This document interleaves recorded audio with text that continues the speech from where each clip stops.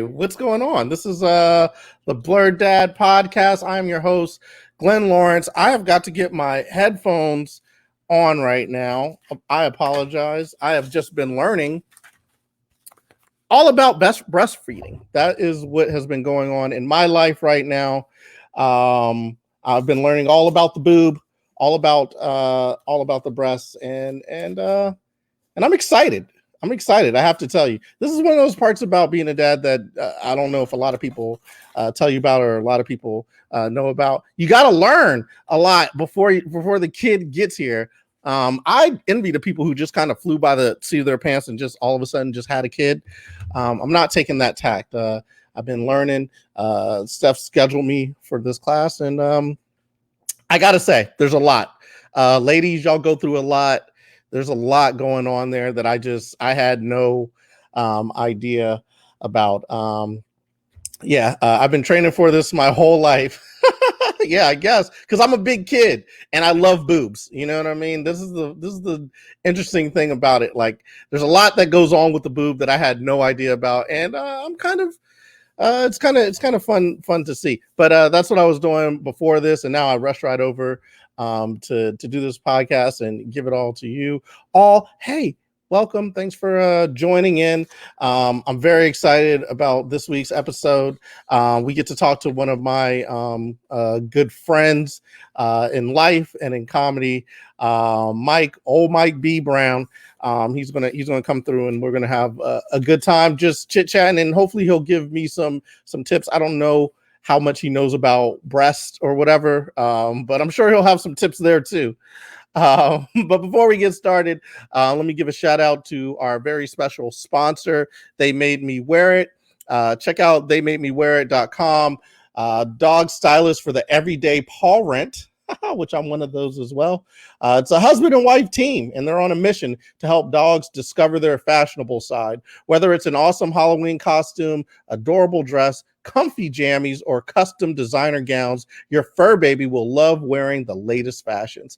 Also, when shopping their store, you are contributing to Hope for Paws, an animal rescue organization working tirelessly to rescue and save the lives of abandoned animals. So what are you waiting for? Go ahead and visit theymademewearit.com and use code word BLERD, that's BLERD, all capital, at checkout for 15% off the entire store. Get your pet laced in the finest of pet gear. So that was it. Look, this is all professional, man. We got sponsors. We got me here talking. My hair is somewhat done. I'm not wearing the headband tonight, but I'll probably bring that back next episode. Funny thing, I started working out again, and I needed the headband to get my sweat, because there's a lot of it right now. But the headbands are in the wash, so right now you just get eau de naturel, Glenn. But let me stop stalling for time and get my guy in here, because I love talking to him all the time, and I'm sure he's going to have a lot of fun insight into this thing we call parenting, as he's a Blerd Dad himself. Our guest is Mike Brown, aka Old Mike B. He first felt a nudge toward comedy in his hometown of Norfolk, where his affection for the art form was nurtured and cultivated. After serving in the U.S. Army for 9 years as a soldier and receiving numerous awards for his service and valor, Old Mike B decided it was time to launch his career in comedy. Look, that's straight from his bio. We don't need his bio. This dude is dynamic. I've seen him host, kill so many shows.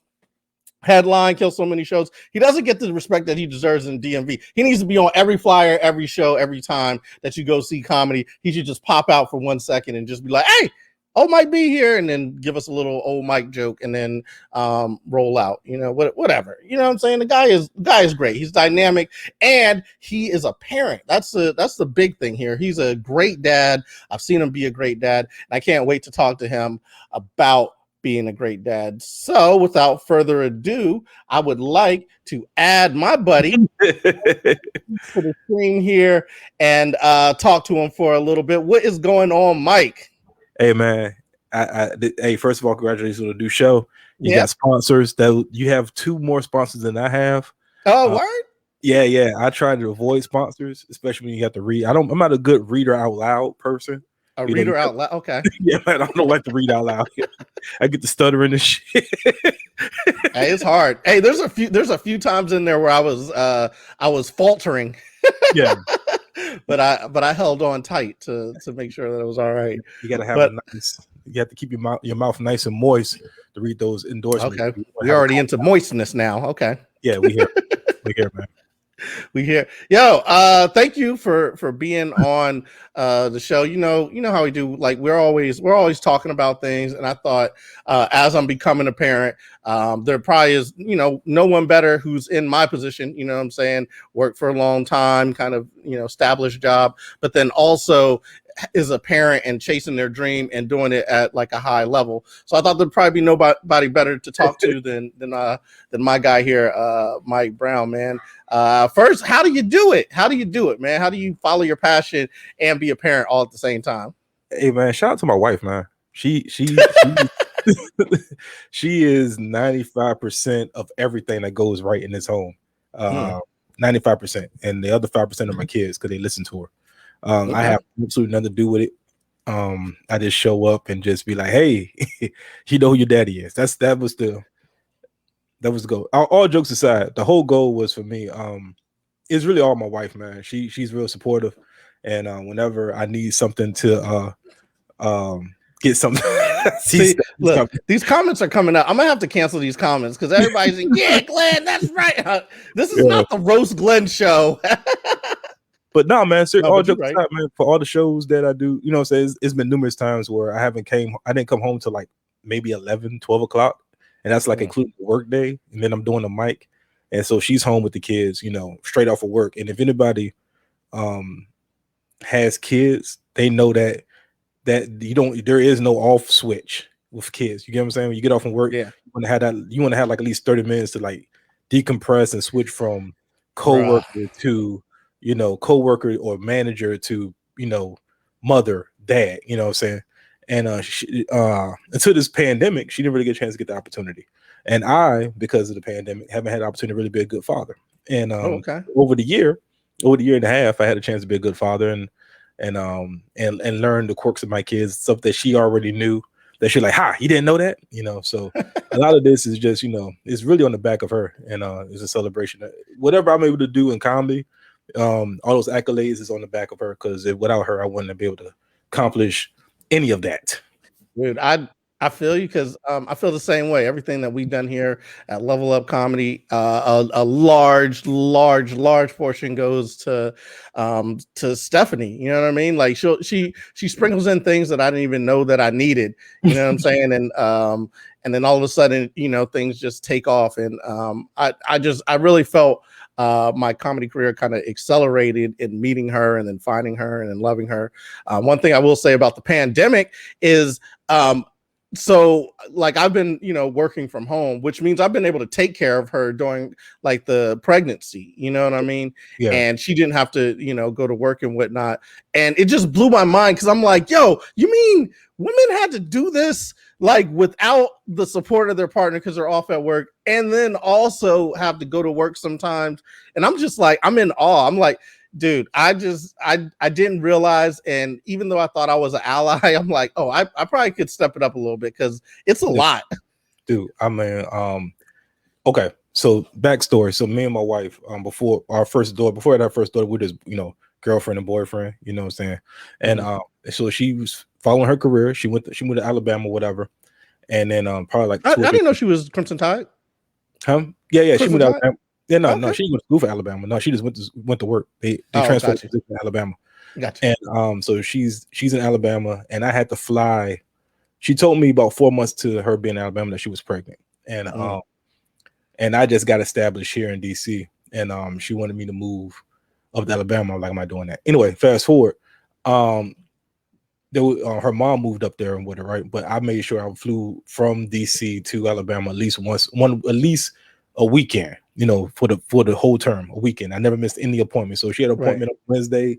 I'm off work, flying over to Alabama, which is very expensive. to Alabama. There ain't no airports there, right? Like you got to fly in somewhere else and then drive in. Or no, it's one. It's building up. But the point I'm trying to make here is like I missed a lot of that with Deja, but when it came to Aiden, I saw all of that, like the swollen ankles, her sitting down on the couch and then not being able to get up off the couch. You got to help her up, all of those things, man. And I really feel like pregnancy for a woman, because I really admired a woman's I admire the woman's, I guess, moxie or audacity or motivation or whatever. What I can't find the right adjective to describe it, but your spirit, the ability. Just say, for example, let's say like if my wife was a heavy smoker and a drinker, right?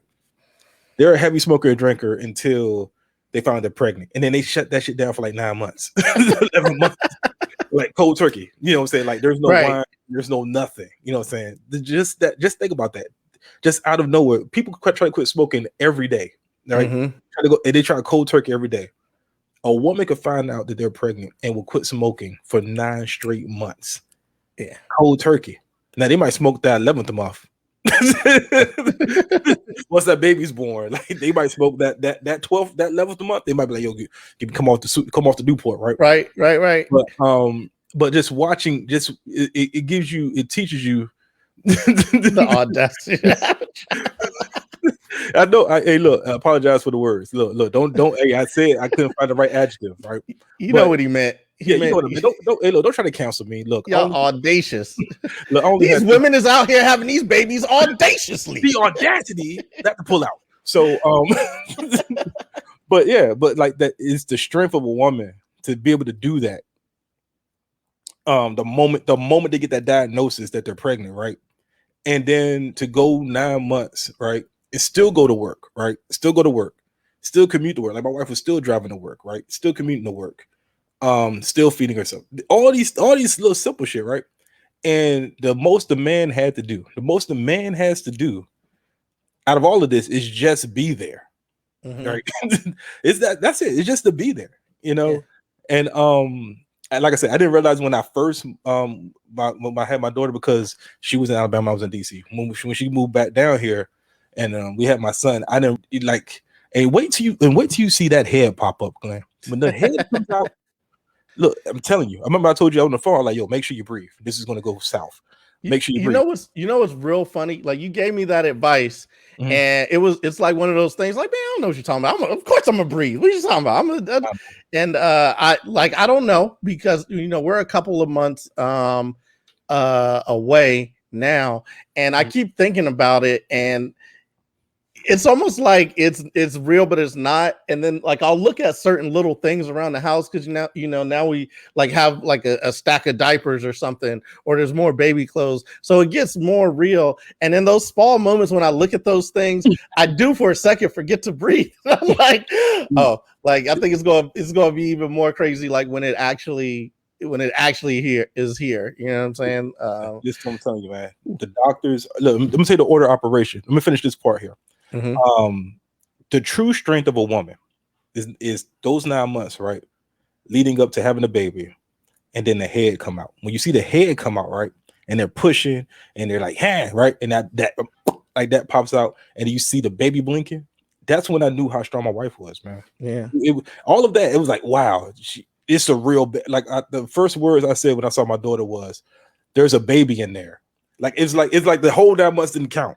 Yeah, right. It's like you don't realize it. You don't realize that it's. I mean, you realize they're growing a baby, but it's not real until like. Yeah, so I'm still at that. It's not real point. No, like, when you see the eyes pop out, man, and like you're gonna hear like a little pop noise like that. Right? Right, it's pop. When you hear the pop, and you look down, and you see, and you gotta look down, man. Look down. Don't worry about it, but just breathe. You're gonna see the eyes blinking. You're like, oh, that's a there's a baby in there, right? This is me now. This is I gotta take care of this now. Like this is no, it just like because the moment I was like, yo, you got. Then I looked at my wife like, you got to finish pushing because there's a human in there, and we got to get this baby out of here. But what I'm trying to tell you, Glenn, is the order of operation for the doctor is it's going to be Stephanie, right? Stephanie. And then once Stephanie gets gets taken care of, right? As far as comfortable, and we're preparing to have y'all baby. Right. Then it's all about the baby. It doesn't even matter, right? All about the baby. And then after that, right? After that, Glenn, maybe 30 minutes later, they're gonna remember that you're in the room. Okay. That's why you have to breathe. You gotta breathe, man. It ain't about you. It ain't about you until it's time to sign a birth certificate. Just remember that. It's not about you. Don't eat around Stephanie. If she's eating ice chips, you eating ice chips. It ain't about you. Okay. Yeah. Just remember that. I get it. I get it. I get it. I get it. I'm trying to adhere to that right now. You know what I mean? Like I'm trying to be like, okay, I'm second class citizen right now. Like that's too high. That's too high. You're not even second class, dude. You're literally a peon. Like when I was in the room with April, look, I'm gonna be honest with you. They thought I was like her brother. They didn't recognize me as the father until I'm the dad. Like, are you the dad? You not the uncle or something? I'm like, no, bitch. I'm the like I was here for that. Like I'm here. Oh my goodness. You know what I'm saying? So but yeah, man, it's gonna be fun. But like, cherish these moments. Y'all know I see Stephanie's statuses that she's counting down, whatever. And cherish these moments, man, because I remember those nights where just laying next to April, man, at night, and you see the little the stomach, and it's like a little alien, just like in the stomach, just doing it. It's uncomfortable for Stephanie, but for me, for you, you're like, man, this is mesmerizing. That's probably a toe. It was one time I looked at, and I think it was with Aiden or Deja, like it was like it was like Jaws, but it was like a finger or something going across April's stomach. It was just like that. It was moving like that. And I was like, man, this is amazing. I put my hand on it, and April, she was like, oh man, I feel that. And she should be all upbeat, like, oh, I feel that. Oh, the baby, like that. I like. She probably died. She was like, please make this happen. Oh man, it's very exciting. We're getting to see all those little things happen. You know what I mean? The baby moves. It's just watching her body transform over time. Mm-hmm. It's pretty amazing because like Steph's whole like fitness journey, like, you know what I mean? She had lost some weight or whatever, and so she slimmed down, and she was coming down, and she was feeling like real, great about everything. She was running, she was getting on me, like my fitness isn't up to where it needs to be. And I used to be the man back in the day when we, worked out. Like, you ask around, I used to get it when I was in the gym, and I fell off a little bit, and then Stephanie's looking at me all funny, like you need to I just ran for da-da-da-da-da. I'm like, yo, I really used to get it. Anyways, her fitness journey was on an amazing trajectory, and then I had to put a stop to it by putting a baby in her. I was like, ha, you ain't gonna be that fit. And so now she's having a baby, and like she went from slimming down to, the cool thing is, like, she got the baby bump, but she didn't really gain like a ton of weight, you know what I mean? Like, because she was coming down or whatever. So it's just amazing to see how, like, her body is transformed. Like, she went on that weight loss journey, and then she went, you know what I'm saying, into like incubating this baby, which is like amazing. And then seeing the baby grow and the belly grow and the fist punching or whatever. It's just, I don't know, man. It's just amazing. So you talked a little bit about the head coming out. What was it like when you first held your baby for the first time? What was the first? Which one? I got two. The first one. Deja was first, right? How was that? Well, I'm gonna be honest with you. It was cool, man. It was amazing. You were scared, weren't you? You cried, didn't you? How much did you cry? I really didn't cry, man. I didn't really cry. I didn't have a chance to cry. My mother-in-law was in the building, so I didn't get a really funny story. Funny story. Am I still here? All right, because computer just wanted me to do an update. Funny story. My mother-in-law, right? This is the cool part, the umbilical cord, right? So they hand you these shears, right, to cut the umbilical cord, right? This is the only moment you get, Glenn. This is your only part, all right? Yeah. And getting ready to cut the umbilical cord, and my mother-in-law, she had a camera that she wanted to take a picture, but she didn't know how to work the camera. Now they're telling me that Deja's almost out. It's almost time for me to do my one part, all right? And what was the one part? To cut the cord. That was one. Cut the cord, right? Yeah. So and she's like, "Oh, I can't work this silly thing. Hey, help me fix the camera." And I'm like, "I got to cut the cord." And she's like, "Can you help me fix the camera?" And then I was like, "I can't because I'm trying to fix the cord. I got to cut this cord." And she was like, "Oh, don't get mad at me if the pictures don't come out right." And like she had a whole attitude on the other side because I refused to help her with this camera, yo. So no, so I cut the cord and they did what they did, whatever. Because I cut the cord and then they wrapped up and I followed them and I'm watching her and Deja's, crying and doing all this other crazy mess. The cool thing is, so I held her when they finally swallowed her. They handed her to me, and in April she's making sure I don't look back because while they're doing that, there's afterbirth and stuff coming out, and there's other things that's happening that my wife didn't want me to see. I saw too, so she's looking at me still high as hell too. She is high as fuck, and she's looking at me. She has the presence of mind to be like, "Yo, I don't need my husband to see me, with this afterbirth coming out of me. It's disgusting. I don't want anyone to see it." Right. So I look back and I'm seeing all the rainbow all the Skittles and rainbow coming out of her, and I go like, "I don't need to see that."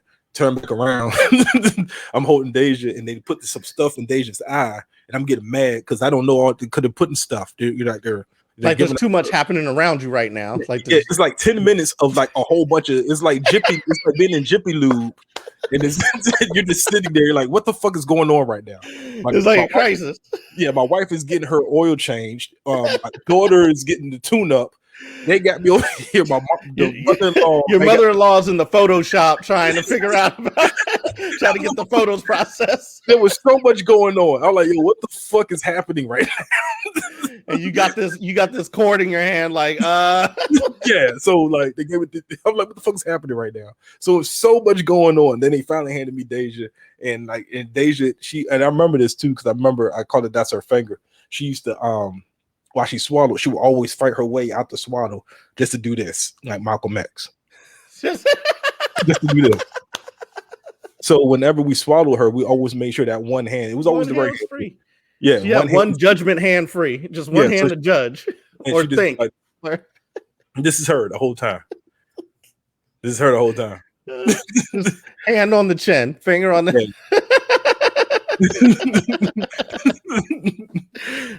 man. So I did this thing, and this I knew me and my daughter had like a connection, and maybe just me being whatever. I do this thing where I she don't do it now because she's older and much cooler.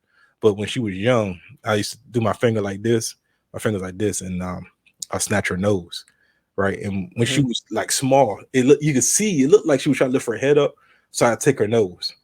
So as she got older, right, I would do this, and then like no matter what she's doing, if I was like Deja, and she'll turn around, I'd be like this, and she will run to the little clampers, and I steal her nose, and then I eat it. She would run to get her nose stolen. Yeah. But she don't do it now, yo. Like I'll be like Deja, she try to play along. But like that, it ain't. She's not doing it. I mean, she's like, oh, you know when you should do that, like when you first drop her off at college, like she's like Deja. It's like that scene. It's like that scene from Spider-Verse. Where you're like, hey, you're not gonna say you love me. You better say you love me.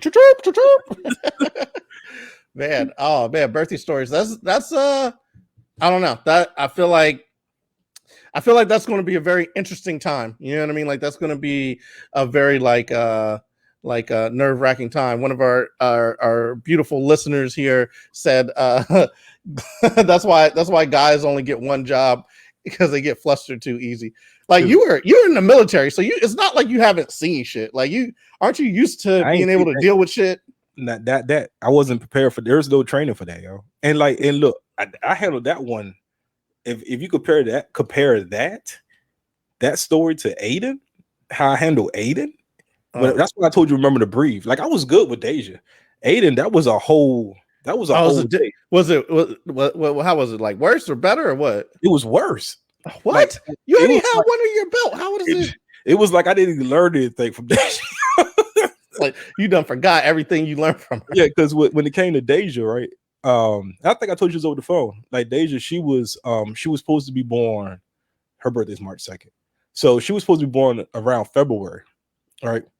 And the doctor said if she wasn't born, if she didn't try to come out, the water did break by this date, then you guys could pick her birth date, right?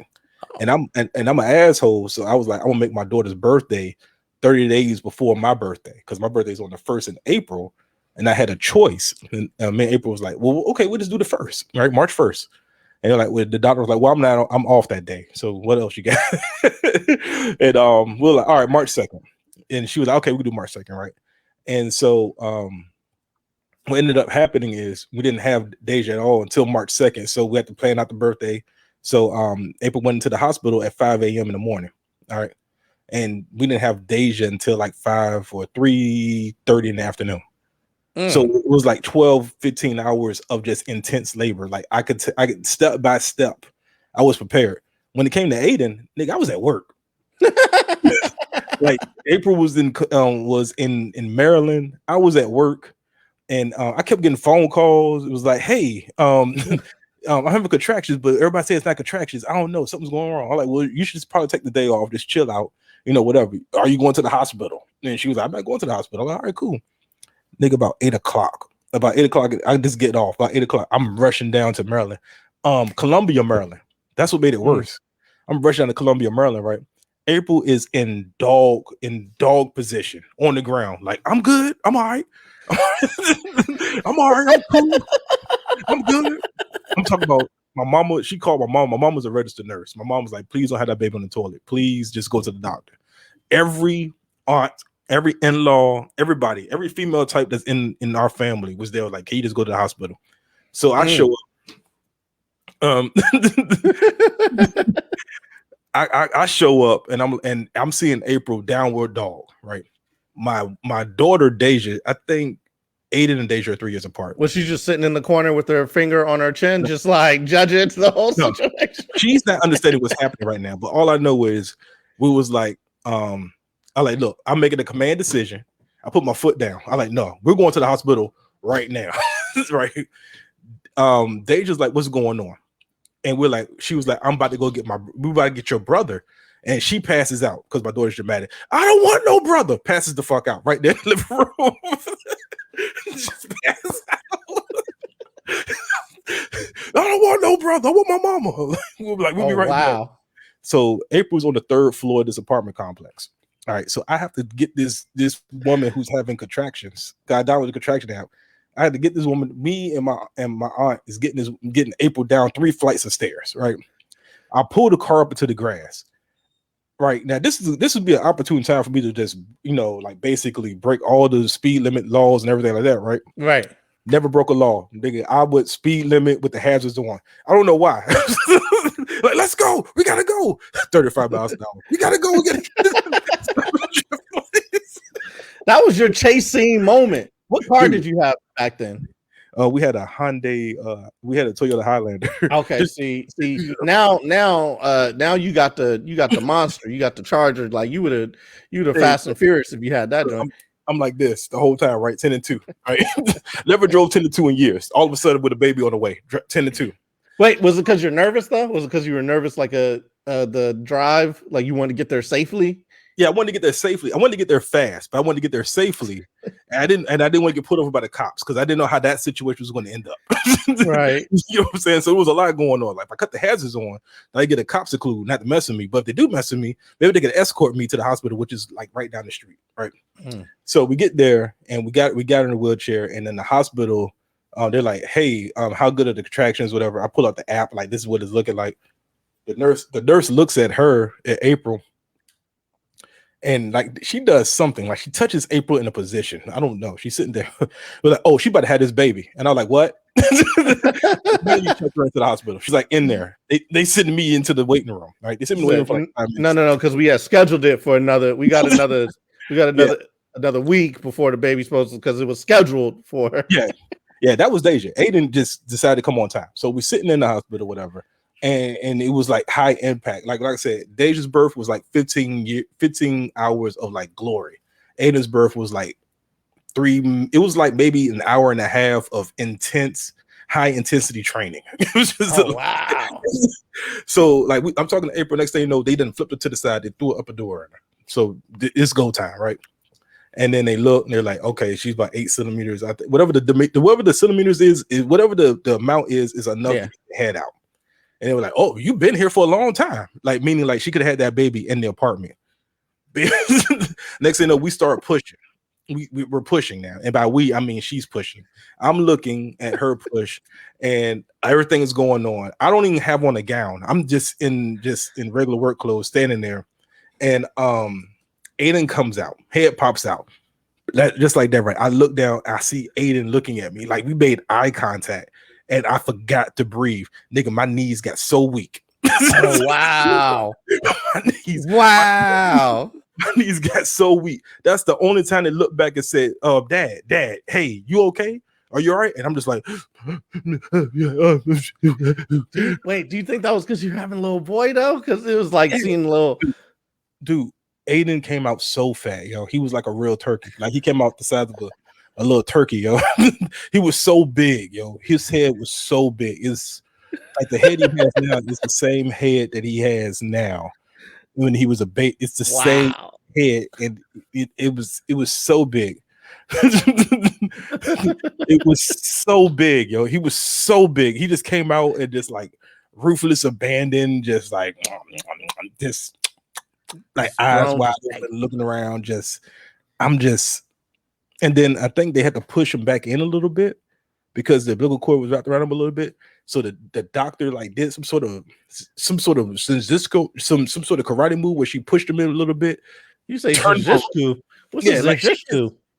She did some shit where it was a jiu-jitsu. She pushed him back in a little bit. Like as April was pushing him out, she's like, "Oh no, the cord is around his neck.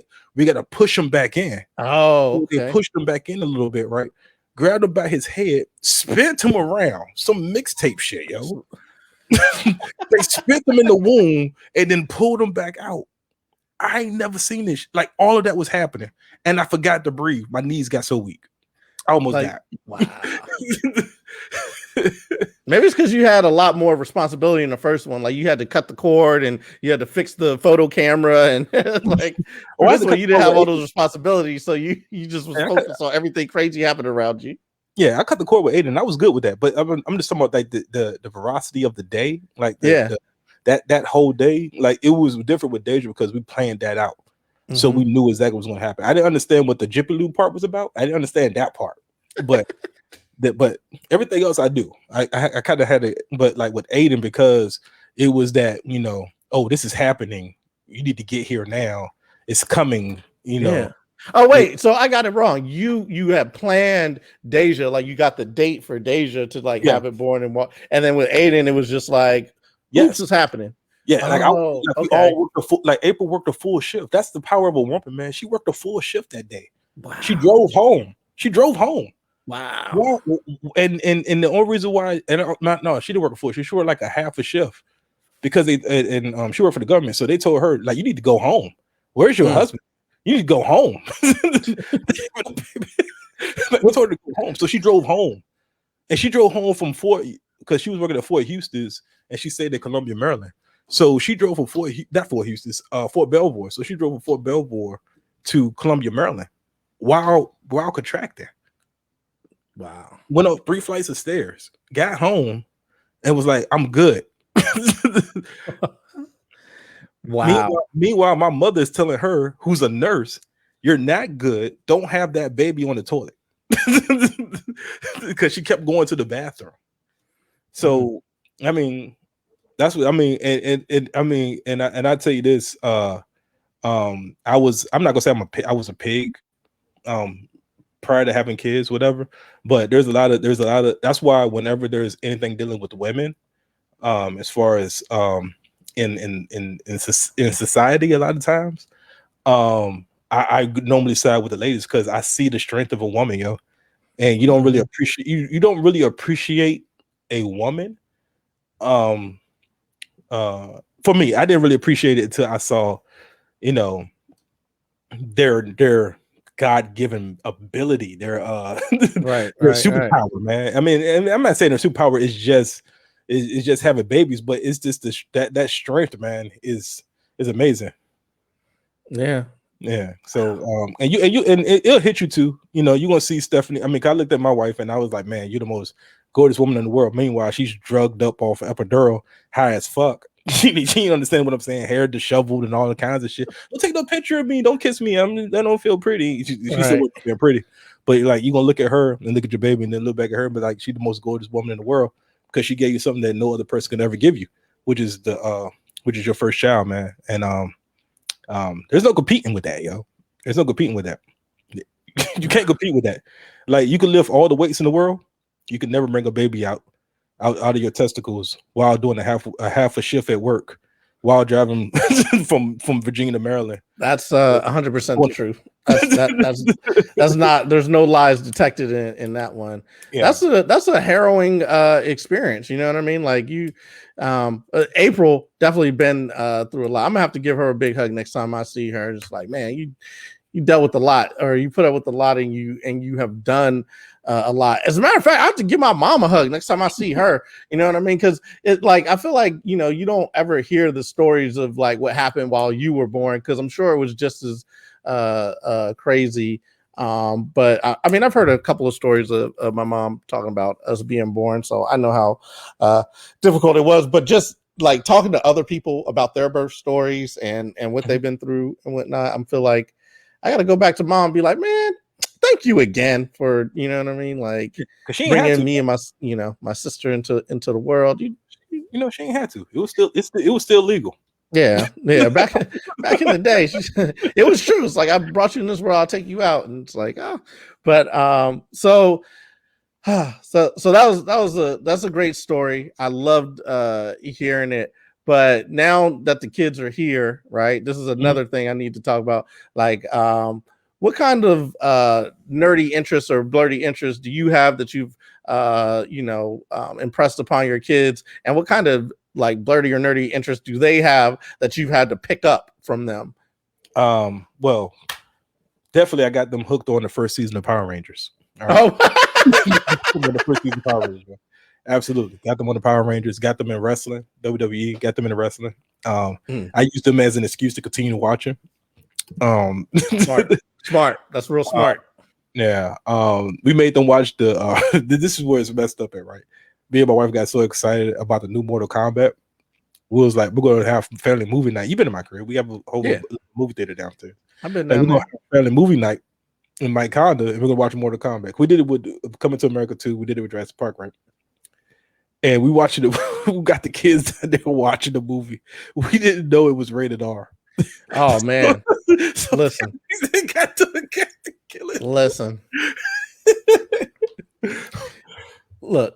That you know why that's hilarious? Because the pilot episode that we did, the bonus episode, the first one, my college roommate came on and we were talking about movies, and I was telling him about the first time me and my sister were in movie theaters, and it was funny because I was talking to him like our first movie that we ever watched was Scarface. Like that was the first movie we saw in the movie theater. We were like 3 and 4, or like we were mad young. But the crazy thing about it is, and my mom told, she's like, you told that story, you didn't tell the whole thing. The whole thing was like she would try to take us to like little like Disney movies or Bambi movies, and we would like fall asleep. We would be crying and complaining or whatever. So everybody told them about this movie Scarface. They're like, all right. This movie Scarface is like the best movie out. You got to go see it today. And so she took us to see this movie, and we were attentive the entire time. Like, oh, and we were breaking it down, and my mom said, all right, time to sign off. That's your mom? Yeah, that's my mom out there. Oh man, hey mom, I'm sorry, I didn't know that was your mama. Hey mama Glenn. I don't know. Don't go nowhere. You call her RYCJ. You call her RYCJ. But hey, but yeah, so we soaked up movies. Like the next movie we saw was Untouchables. You know what I mean? We were really engrossed in film. And I think that's probably why I'm a filmmaker now. My sister has been in film for a long time.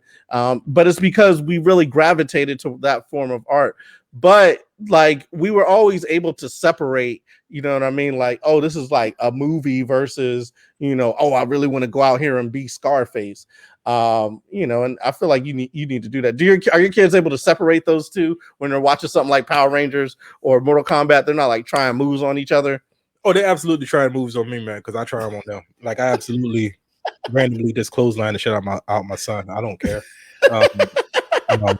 You know, I throw my daughter on the bed. Like I just do. Like I'm literally like my wife is like I'm like the third child. Mm-hmm. I'm the third child until it's time for me to like switch on to like having to be like disciplinary or whatever. Right. And now my daughter doesn't take me seriously because like I'm like, hey, stop that. You know, like she stole some headphones from me. Like you no headphones. She just took like whatever, Dad. Took the fucking headphones. Like I'm your father.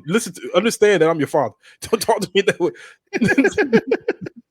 And so we try moves and stuff like that, but like they understand there's a cut. Like don't try to like you can some random child you don't know.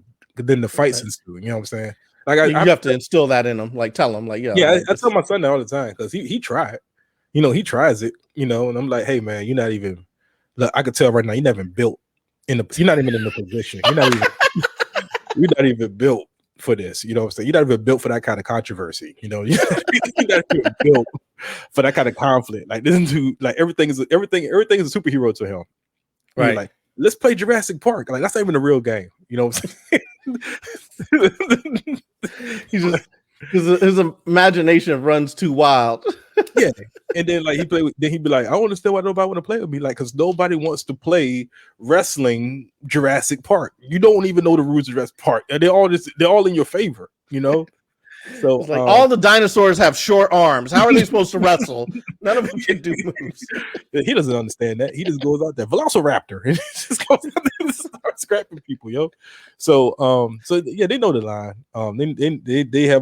They know the line, whatever. I don't think this pandemic helped a lot with my son because he's he's at the age where he needs to learn social skills and stuff like that. And you can't learn social skills being around your mama and daddy because you know what I'm saying. Especially when your dad's a comedian, you know what I'm saying? Like I noticed there's something like for most comedians, there's something a little bit off in our brain where we have to say the funny thing or the funny thing is just always there. And that does not always lend itself to doing the most normal like mainstream thing, which is what you need when you're kind of being integrated, I guess, into society or you're going out here and just learning how to be in the world. You know what I mean? Yeah. I don't know. Wait, are any of your kids into comedy? Yes, my daughter is, obviously. Obviously. Like my son, he's catching on. Like he be saying little corny jokes, whatever. And I'm like, ha. I feel like your son. I feel like he's going to do like physical comedy or something like that. Like, yeah, I think they're both competing for my love. Oh, really? My Deja's winning by a landslide. Oh, don't say that. No, I'm talking about. Hey, listen, Aiden, Uncle Glenn, I'm on your side, bro. No, he comes back. like I'll put it like this: Aiden's gonna make sure I'm not in a nursing home, but Deja's going to make sure that saying that she's gonna put me in a house. Okay. Yeah. Like there's no competing because each one of them brings something different. You know, like I admire, I love my daughter's creativity and her ability to her timing is impeccable. You know, and like my son, he just says little slick shit that if you're not paying attention, he'll say something, catch you off guard, and like he catch you off guard, makes you mad. You know what I'm saying? Like, why didn't I catch this? So yeah. Like what, like, so my fear, right, is that I'm gonna have this little one and then they're not gonna get my sense of humor. They're like, you know what I mean? Like if my kid doesn't laugh at my jokes, I'm gonna be hurt, you know what I mean? Because I feel like I've made a lot of people laugh, and like what if they just come out and they're just like stone, like they're just like stone faces, like I actually don't find that humorous at all, Dad. Like that one I think is gonna hurt. I'm gonna need you to have a little bit of a sense of humor. Nah, you're good because your kids they're gonna see what you do and want to be and do what you do. I found it out. I found that out because that's what my kids see. They see that they knew I did comedy. They didn't know what type of comedy it was, or what type of comedy I do. And they saw a YouTube clip, and I don't know how they saw it because like all my shit is hidden. And they saw it. Oh, matter of fact, they heard my album. That's what it was. They heard the first one or the second one, because Oh My B's got 2 of them out right now. I got 2. And word on the street is one of them sold out iTunes. You know what I'm saying? Like when I don't know why there's even more on iTunes anymore. They had to take all the other comedy off of iTunes for a week while that one was out.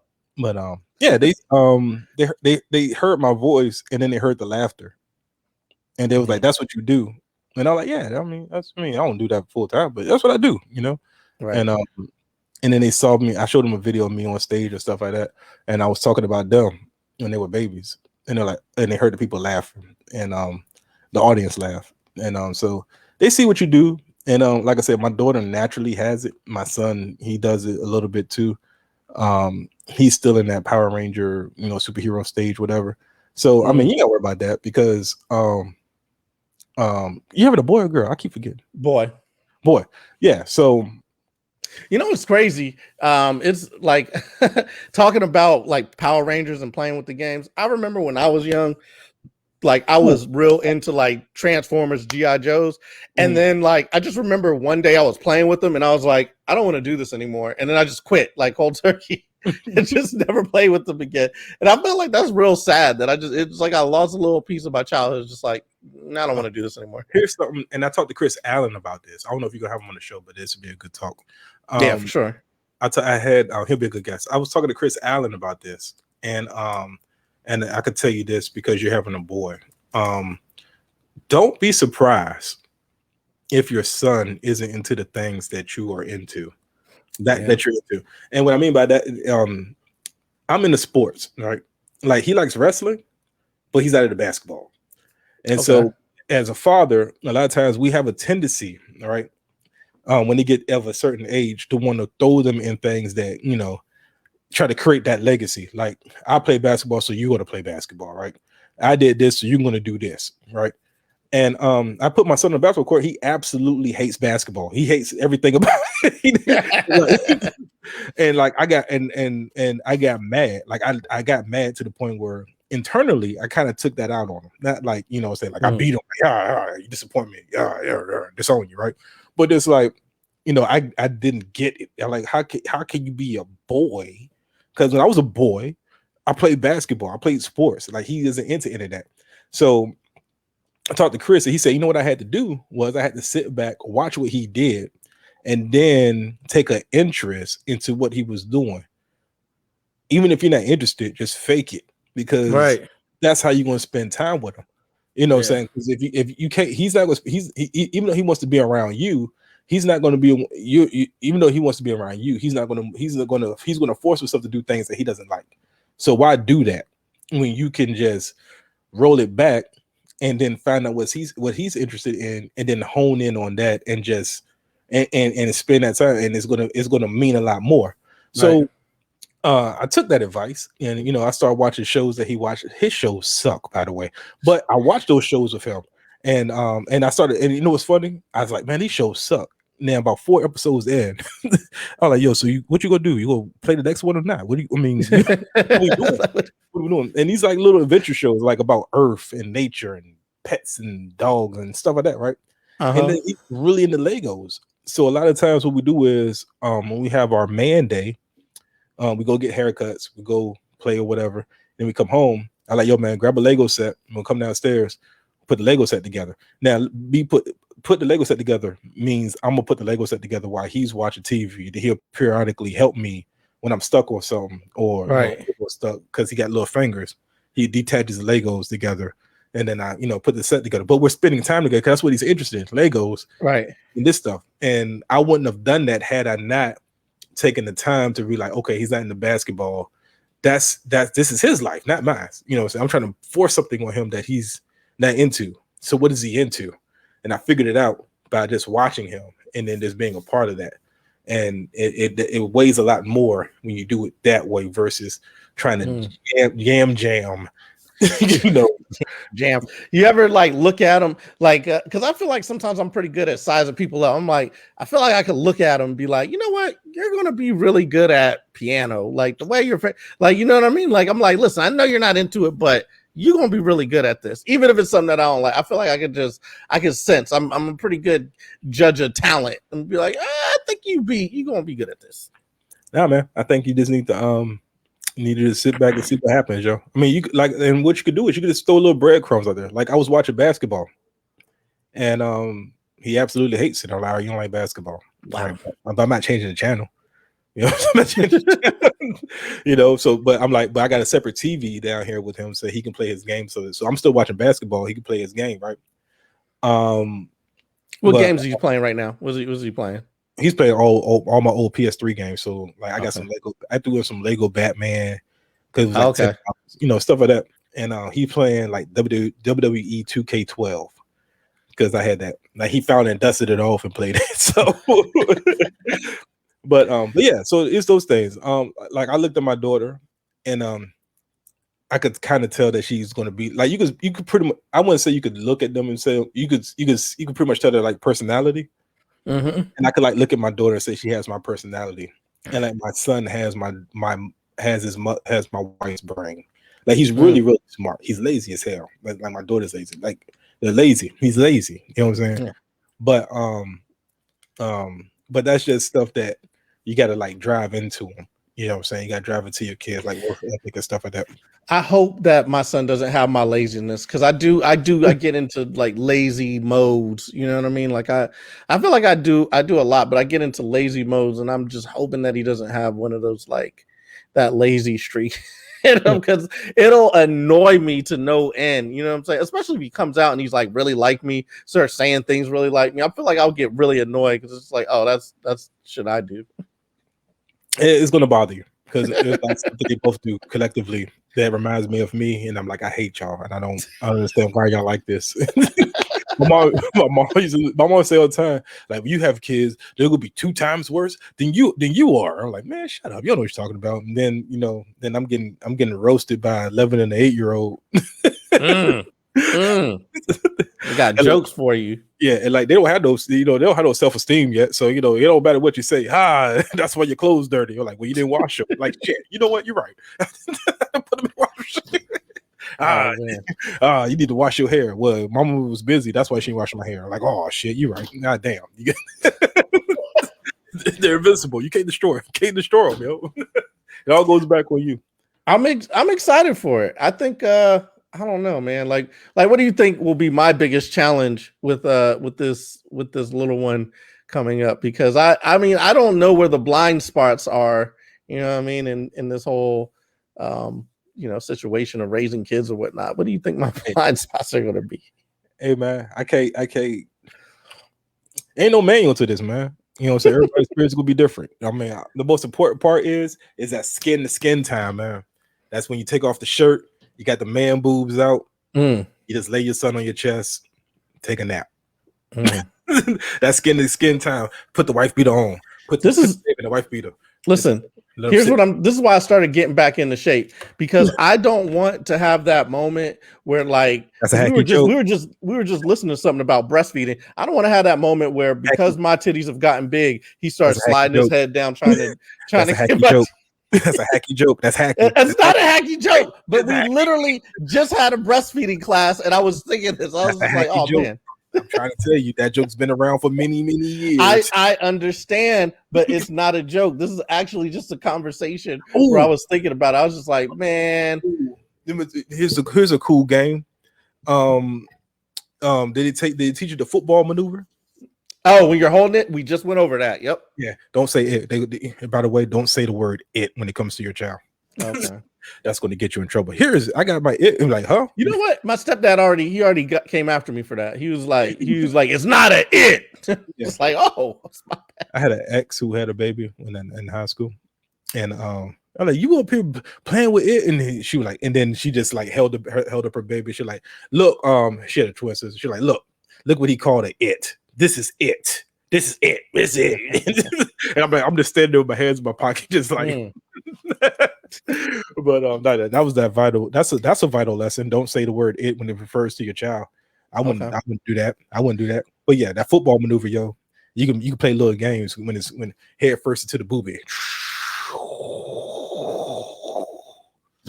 Wait, what? Explain that. You gotta.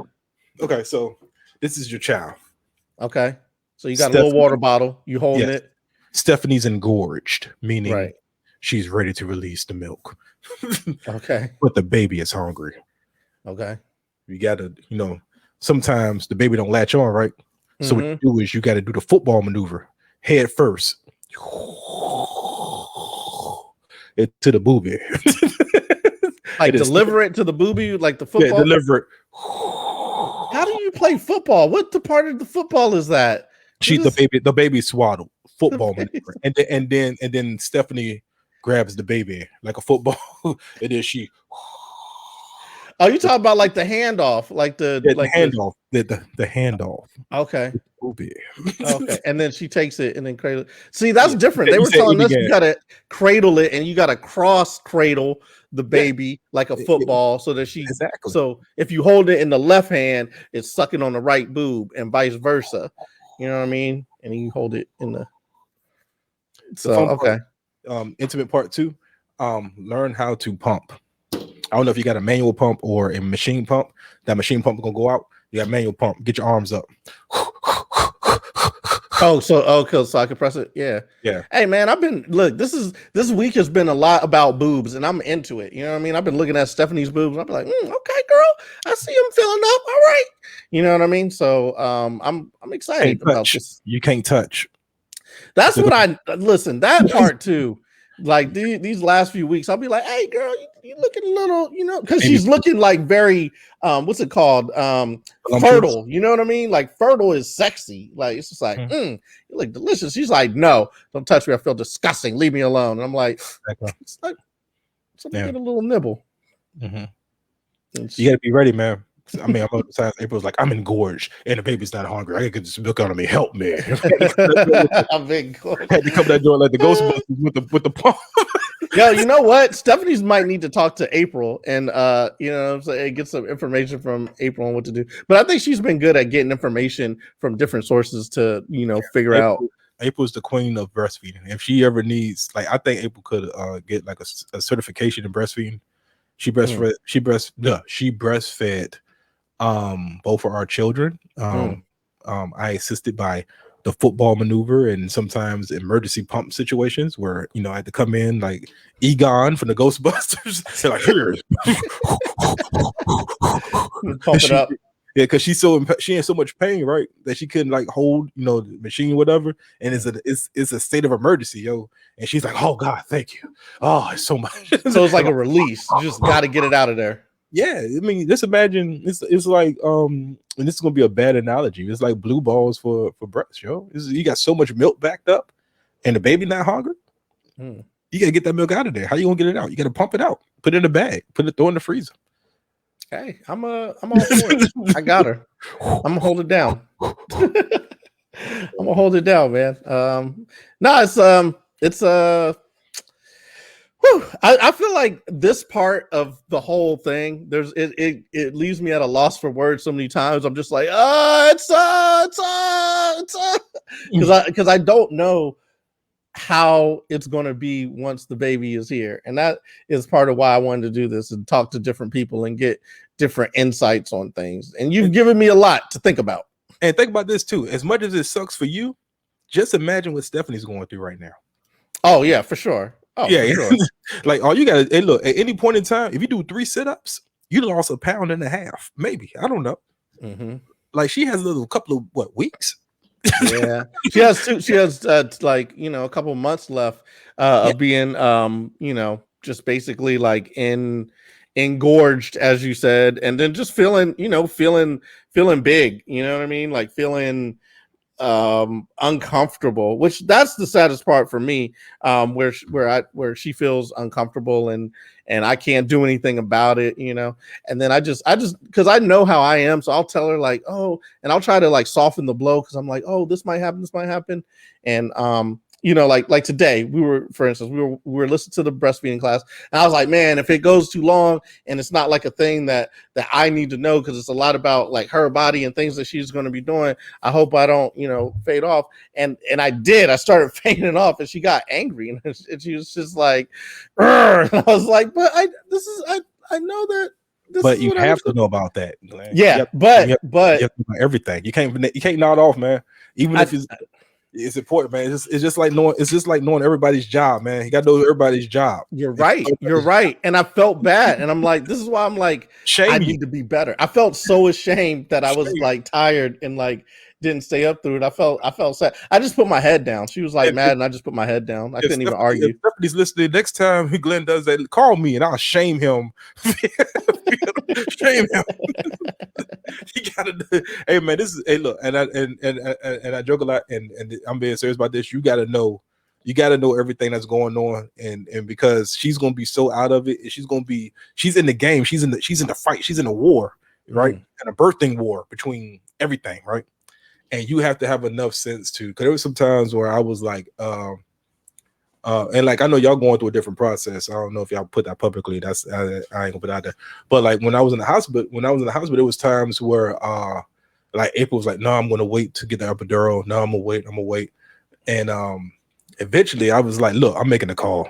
I know I'm making a call. Like these contractions are coming in too fast, too hot. They're coming in too hot according to the meter.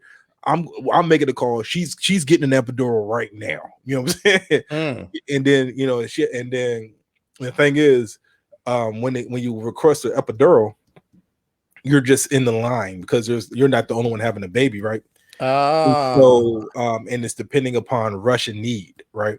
Like when Aiden was coming, because she was so far along, they gave her epidural right in there. Because Deja was kind of playing, like she was like number 2 on the list, meaning that after she requested it, it got worse throughout. It got worse because she still had to wait like another like 40 minutes, and I was getting mad. Yeah, I'm like, what? Like, yo, you said we requested the epidural. Epidural is supposed to be on the way, right? Said epidural's not on the way, and like now it's getting worse. And like next time, 9 months later or whatever, or 2 years later, should I request epidural an hour ahead of time? Should I pre-request my epidural before? Make a reservation for the epidural? Can you please have the epidural ready for us? You show me and I'll put the epidural up there. Like, what do I need to do? You know what I'm saying? And that's why it's important. And plus, too, once again, you only have one job, Glenn. It's to be a support system. And if you're dozing off, you're not being very supportive. You might wait, time out. This was a deadbeat dad. Hold on, time out. This is during a training video. I don't know how many people stay awake through all the training videos. I stayed awake through all the training videos. Through the training videos? Really? Oh, yeah, absolutely. Glenn, I knew everything. When the baby was born, I knew everything. You ain't know how to cut that umbilical cord. I did know how to cut you ain't know how to put that. You ain't know how to put that card in the camera. That wasn't part of the training video. That was some mother-in-law shit that she just sprung upon me. But I do everything about like I do about them shears.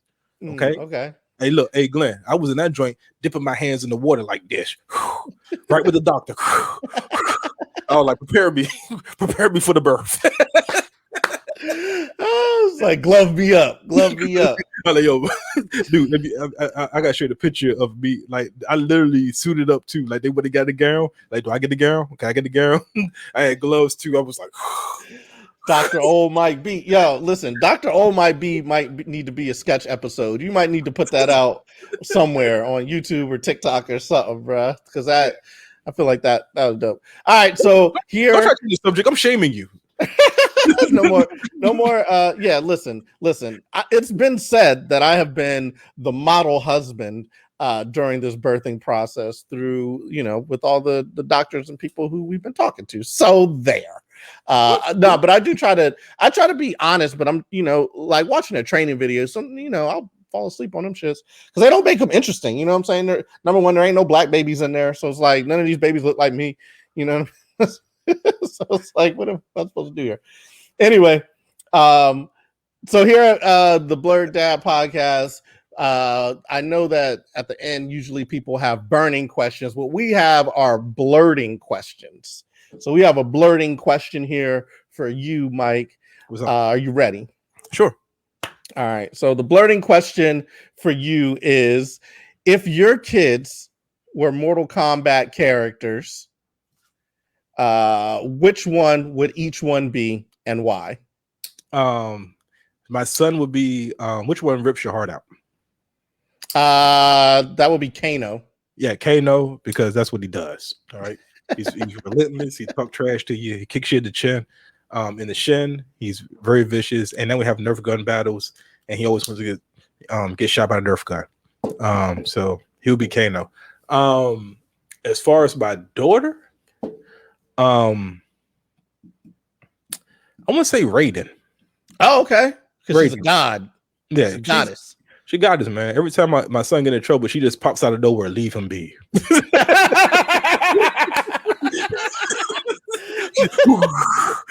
Come from there. She like, leave him be. Slide down on lightning. Yeah, leave my brother alone. She does it every single time. Yo, I'll be up there, slam him on the bed, whatever. And she come out of nowhere. Leave him be. Oh, you have 5 seconds. Leave him be. And then I leave him alone. Next door, he'll turn. She comes out the helm. And then as soon as I go away, she like, leave him. Leave him. All right, that leads to a bonus question that we have. And the bonus question is, if they were fighting each other, who would win? Oh shit. Kano versus Raiden. Right now, I think because Deja hurt her knee and ankle, I think Ada got an upper hand, yo. I think Kano got an upper hand, yo. Oh, did you guys end up finishing the movie? Did you like it? Oh yeah, we went all the way through it. Yeah, Ada enjoyed it. Okay. He's not a really big like when back in movie theaters was a thing. He never liked the first 15 minutes of any movie because it gets dark, it's loud, you know, all the spectacular stuff in the movies, right? And then as soon as like the movie gets good, as soon as you see the fighting scene, he like, ha ha ha, he'd be the loudest one in the movie theater. Woo! Look at that. Daddy, you see that? Right. Daddy, you know, so yeah, we got through it. We enjoyed it, and we liked it. He want to watch it again. I'm like, all right. It's funny now because he'd be the main one. He'd be like, "Is this movie?" In his words, "Is this movie appropriate? Is this PG?" He be looking for all the reasons. He was like, "Hey, if we hit play, is this movie appropriate?" We're like, "It is appropriate." Like he asked us, and we're like, "Yeah, it's appropriate." We never even looked at the rating. We just was like, "Yeah, push play." The rating says it might not be appropriate. That's hilarious. Does Deja watch whatever? Is she just Yeah, I'm about to. I got her watching classics, man. I got her watching House Party. Hola, like, yo, train her up, man. I'm like, look, this is Daddy's favorite movie. I sound old as shit when I be doing that. You want to see a classic? Let's look at Boomerang. Remember Class Act? Remember that one? That's my go-to. I got the soundtrack. Class Act. Work that body. Oh man. Well, man, I thoroughly enjoyed this whole conversation, and we could talk like there's so many different topics that we could go down, and so many different paths that we could go down in terms of talking about all this. But I appreciate your time and your insight. I feel like in the delivery room. So at first I talked to Alex Brown, right? And he was just telling me about kind of, kids' interests and how to raise them up and whatnot. And I feel like you gave me great insight in terms of what I should expect when I'm in the delivery room, which is a lot. I should be expecting a lot, and I'll have to deal with it. So I appreciate you coming on here and helping me out. And I'm gonna be calling you probably with other questions. Just hey man, how you do this? How you get them to like all of that, all those questions. So I hope you're prepared for that because I'm gonna. Hey man, I appreciate you having me on. Remember also too, after Stephanie has the baby, it's all you for about a week and a half. Okay. About a week and a half. Actually about a month, because she will be in fishnet underwear. So, and I'm not talking about the sexy kind either. So there'll be a lot of non-moving parts happening, and that's where the football maneuver comes in. And you'll be taking care of her and the baby. So you gotta be prepared for all of that, man. It's gonna It's gonna happen because she'll be like, I can't move. She could be like, these legs, they don't move. They don't move. These legs, it's like TikTok, yo. It's gonna be done, yo. All right, yeah. Well, So I'll be ready for it. I'll be ready for it, man. I'm gonna have to take care of her. I'm mentally preparing right now. As a matter of fact, I just started working out again because I'm like, I got to get physically ready. I can't be tired. You know what I'm saying? I feel like that's the other thing. Like, while I fall asleep, I can't be tired because I'm just out of shape. You know what I'm saying? And then eating stuff and dozing off. So I'm like, all right, I got to get back into shape. I need to get back to me. So that's what I've been doing. But yeah, that's dope insight. Yo, tell the people where they can find you. Tell them everything that you're doing, because you had the album came out and that was amazing. I know that it's like your second album. You got your podcast that you're doing, the spinoff, which I have a fun time hanging out with you too on that too. But you got so much going on. Tell the people where they can find you and everything that you've been doing. You can find me right here at OLMIKEB 757. That's on Instagram, Twitter, and TikTok. Right. All right. So TikTok. Promote Might Be, hashtag Promote Might Be is my album. It's on all the streaming sources. So iTunes, Spotify, Amazon Prime. I love it if you just buy it straight out, but if you just download it because you got Apple Music or Spotify, whatever, I'll take that money. Appreciate you. I got my podcast, About Radio Podcast. Glenn's going to start co-hosting with me because me and Glenn are cool, and obviously we could talk for like an hour and a half. It makes it feel like it's 20 minutes. So we're going to do that. That's going to happen sooner rather than later. We got to get our recording dates down, and that's on iTunes and Spotify as well. And that's about it, man. Besides the fact I got a tax ID number now. Don't tell them all the secrets, bro. Don't tell them everything that's going on. But you're out here doing things, man. I can't wait to see everything come to fruition. I can't wait to see album number 3 because I know that's because you know at the end of the year I'm trying to put out one, and I know you don't want me to have just as many as you. I know you don't want to have. No, man, it's enough. It's enough out here, man. It's about who is Gabrielle Chanel? Gabrielle Chanel. That's my sister. Hey, sister, how you doing? She's been very active in the chat. I just looked at the chat, and she's been very active. And who is Marie? Oh, that's Gabriella. They were out at our shows all the time. They're one of our biggest supporters, man. And we love them. She's got an amazing I think she's still doing it, but she was doing a YouTube channel where she was reviewing my 90 Day Fiance. And I forget what the other show she was reviewing, but she had some good reviews on there, good critiques of what was going on. She's great insight into some of those reality TV shows, man. Yeah. See, y'all can friend me on Facebook, man. Send me an inbox if I don't accept. I think everybody is spam now on Facebook. Everybody's a bot. Yeah, everybody's a Bitcoin trader. So I'm just like, okay, you like send a message first. But yeah, thank y'all for listening. Sister and friend and everybody else out in the world, man. Yeah.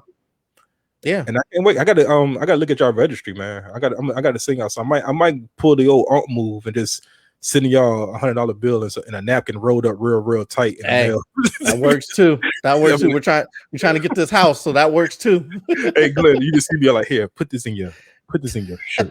Don't say nothing. Don't tell nobody. Don't tell nobody. There is a bottle of Hennessy. Like, here, put this in the. Don't let nobody look at that Hennessy bottle but you. Look at that Hennessy bottle on nobody. Hey, don't let nobody look at that bottle but you. I love. I got an uncle who do that to me, man. He like, man, this is a nice house, man. This is your bottle of Hennessy. Don't let nobody get into this Hennessy before you. Go on, man. I didn't know what he meant by that, right? I didn't know what he meant by that until one day. I had like 2 because he did it like 3 times, and I finally looked, and I had like $300 in separate Hennessy bottles collectively because it was like 3 bottles, and I just never looked, and that's the reason why he said don't let nobody look at Hennessy before you. All right, well, I'll expect it from you sooner rather than later. Yeah, we're gonna get you something. Me and April, we're perusing. Man, I appreciate it. Listen, just your presence and your advice and your tutelage is enough. You know what I'm saying? But don't take no more naps on the training videos, man. I'm not. Listen, I felt really, really bad, and I got to make it up to her. As a matter of fact, I'm gonna go make her something to eat right now. That'll make up for it. I don't know what it is, but I know she's gonna be hungry, so I'm just gonna feed her something. Just like like back in they had like the dragon or something in there, and they just kind of like they force like a thing in there, and then they throw back out the plate or whatever. It's just everything's all eaten. That's what I'm gonna do. Yeah, that's exactly what's gonna happen. And I feel sorry for you. I don't know. My baby days are over with, but I'm always willing to watch somebody else's babies so you can come pick them back up. So yeah, if you and Stephanie need a break, we take babies. We take babies. Okay. All right. But might have to take advantage of that, man. It's been my pleasure. Y'all, O Might Be, go find him everywhere. O Might Be 757 on the Twitter, TikTok, and all the socials. It's been a pleasure talking to you, bruh. I can't wait to keep having these conversations, and when a baby gets here to get more advice. I'm charging you next time. Let's go. All right. We out.